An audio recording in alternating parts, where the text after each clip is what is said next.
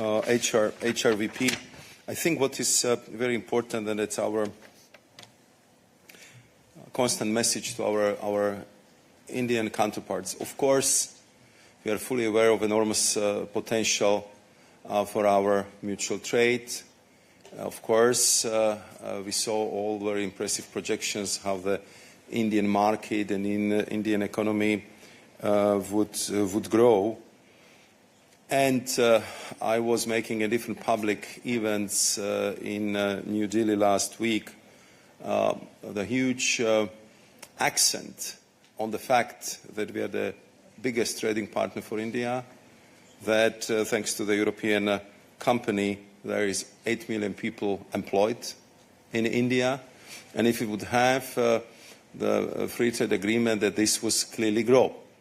So the potential is clearly there. But what is, I think, very, very important, and that was the message when we've been leaving the New Delhi, what we need is commercially meaningful, fair agreement.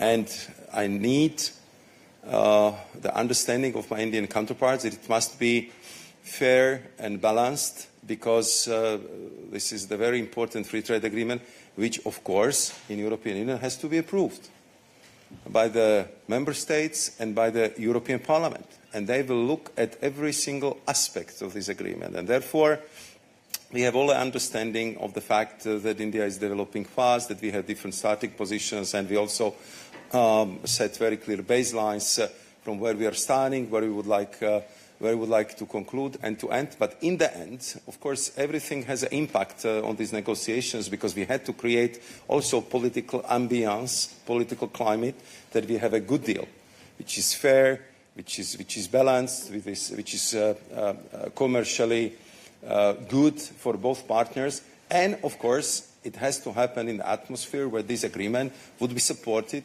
by the member states and by the European Parliament. But the discussion which we have today, and I would like to thank High Representative Vice President for presenting our relationship with India from all aspects, because it's about strategic choices.